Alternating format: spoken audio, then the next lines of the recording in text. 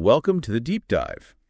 Today, we're getting into something really crucial for work life, actually. Yeah, definitely. How to actually talk about mental health when you're at work. It's a key skill these days. Totally essential.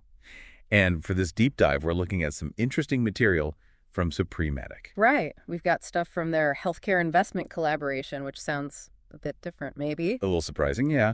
But also insights from their Lifelines podcast, episode 49, and a piece called Workplace Mental Health Conversations. And both of those feature Dr. Surta Ram Vishnoi. Exactly. So our mission here is basically to pull out the practical stuff, the key takeaways. Help you understand why these conversations are so important. And how to actually have them, without it feeling overwhelming.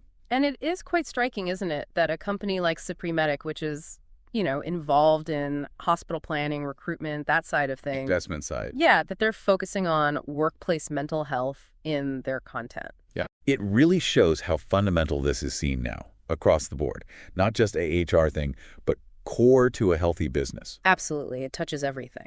Okay, so let's dig in. Why is mental health at work such a big deal, according to these sources? Well, the connections they draw are pretty fundamental. First off, productivity. Right, the direct impact. Yeah. If employees are struggling with stress, anxiety, whatever it might be, their focus suffers. Decision-making. Performance overall. Exactly. It's just, it's hard to be your best if your head's not in a good space. That makes total sense. You feel drained, preoccupied. Work definitely takes a hit. For sure. And it's not just about output. The Suprematic stuff really highlights employee well-being itself. As a value in itself. Yes. When people feel supported, cared for at work, they're more engaged, more motivated. And happier in their roles, presumably. Yeah, much more likely to find satisfaction. And that spills over, into life outside work, too. And I imagine that builds a better workplace culture overall. More positive. Absolutely. That's a huge point in the materials. Encouraging open talk about mental health. It builds trust. Respect, empathy. Exactly. All that. And it's not just nice to have. It leads to, lower turnover. Stronger teams. People feel safer psychologically. That's the term, yeah.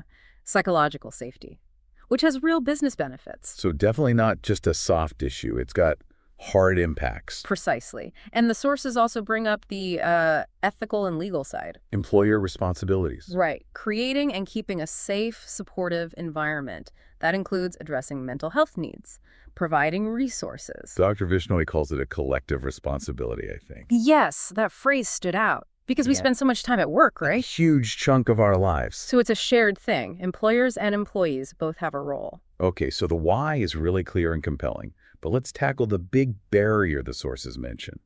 Stigma. Yeah, that comes up a lot. It's still deeply ingrained, apparently. The fear. Exactly. Fear of judgment, discrimination, hurting your career prospects, maybe being labeled. And that just stops people speaking up. Totally. It silences them, which is damaging for the person, obviously, but also for the whole workplace. So how do we start breaking that down, practically speaking? Well, the sources suggest starting with awareness, just getting everyone to understand that mental health struggles are common. Not a weakness. Right. It's part of being human. Dr. Vishnoi uses that analogy. Mental health is just like physical health. That's a good one.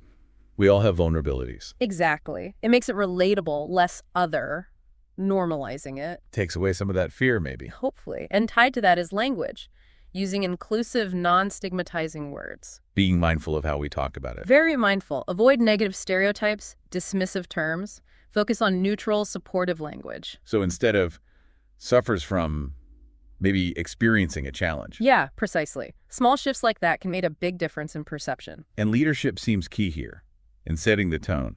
Oh, massively. Leading by example. When leaders talk openly about well-being. Maybe even share appropriately themselves. If they're comfortable, yeah. It sends a huge signal. It says, this is okay to talk about here. It makes it safer for everyone else. Definitely. It helps build that open, empathetic culture we were talking about, where people feel they can be, themselves. Okay, so we see why it matters, how to challenge the stigma, but the actual doing it. Yeah. How do people start these conversations? They can be awkward. They really can be. But the sources give some practical pointers for employees first. Correct. It often starts with choosing the right time and place. Find somewhere private. Not in the middle of a busy office. No, definitely not. Make sure the other person actually has time to listen properly. Good point. creates the right setting. Exactly. And then, when you talk, be honest about how you're feeling, but respectful too. How might that sound? Maybe something like, look, I've been feeling pretty overwhelmed lately, and I just wanted to chat about it. Direct, but invites understanding. Okay, clear and honest. And it helps to be prepared. Think about what you actually want to communicate. Not just venting, but maybe having an idea of what might help. Right. Are you looking for, say, an adjustment, some flexibility, or maybe just info on support, like the EAP? Employee Assistance Program. Yeah. Knowing what you need or having some ideas makes the conversation more focused. Don't be afraid to ask directly for help, time off, schedule change, whatever it is. That's really helpful for employees. What about the employers? How can they initiate things, create that safe space? Well, for employers, it's about actively showing it's safe, communicating clearly and often. It's okay to talk about mental well-being. No judgment, no penalties. Absolutely crucial. Employees need that reassurance. They need to trust the employer is genuinely supportive. So it's about actions, not just words. Building that trust. Exactly. And normalizing it needs to be ongoing. Weave it into check-ins, wellness programs. Make it just a normal part of work discussions. Yeah, like talking about project deadlines or physical health. And make resources easy to find. Counseling info, support groups, EAP details, mental health day policies. Make it visible and accessible. Crucial. And fundamentally, it's about empathy, listening, understanding, and committing to finding solutions together. It sounds like a really active, ongoing role for employers then. More than just having an open-door policy. Oh, much more. The sources stress proactive support, like really promoting work-life balance. Encouraging time off, respecting boundaries after hours. Yes, because that helps prevent burnout, which is so damaging for mental health. That always-on culture can be brutal. It really can. Also, providing tangible resources, counseling options, stress management workshops, things that give people actual tools. Practical support. Yeah. And fostering that supportive culture. We talked about approachable managers, psychological safety. Training managers to spot distress. That's part of it. And flexible work policies where possible. Flex hours, remote work. That can reduce stress hugely for some people, gives them more control. So it's really embedding support into the whole system, policies, culture, practices. You got it. And again, leaders championing it makes a massive difference. Seeing them prioritize well-being encourages everyone else. And having those confidential channels for help is key too, right? Absolutely. People need to know they can seek help without everyone knowing, without fear. Plus, regular training, raising awareness, making sure people know the signs of distress and where to turn. It's a whole package. Okay, so employers have a big part to play. But what about employees looking after themselves? What tips do the sources offer there? That's equally important, self-care. The sources list several things. Setting boundaries is a big one. Knowing when to say no or ask for help. Exactly. Not taking on too much. Pushing back sometimes. It's hard, but vital.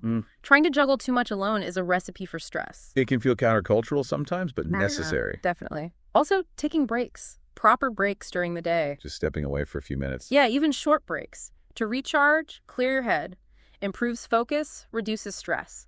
Simple but effective. And self-care outside of work, obviously. Non-negotiable. Exercise, meditation, hobbies, seeing friends, family, whatever recharges you. That builds resilience. Absolutely. What else? Seeking support. Don't go it alone. Talk to trusted colleagues, a manager you feel safe with, or, professionals. Reaching out is strength, not weakness. That's the message. It really is. Okay, so bringing all this together from the Supreme Medic sources, what's the main takeaway message from this deep dive? I think it boils down to that quote from Dr. Vishnoi. Open conversations about mental health at work create supportive environments where everyone can thrive. It's not just individual benefit, it's organizational. Exactly. It helps individuals, sure, but also teams and the whole company. It leads to healthier, more successful workplaces. So valuing mental health isn't just the right thing to do, it's also the smart thing for business. Creates resilience, productivity. Precisely. So for everyone listening, maybe think about how you can apply some of this in your own work life. Whether you're an employee or leading a team. Yeah. Just starting that conversation, even in a small way, Yeah. that can be incredibly powerful. It's often the first and most important step. Absolutely. And maybe a final thought to leave you with. We've talked about individual actions, company policies, which are vital. But looking bigger picture, how can society or cultures, the very structures of work, evolve further to really embed mental well-being? That's a big question. It is. Yeah. But it's interesting, isn't it, that even these investment-focused healthcare orgs like Supreme Medic see this as fundamental. It makes you think about the broader changes needed, Yeah. right? How can we build professional environments where mental health isn't just managed, but truly valued and nurtured as a core part of success? Food for thought.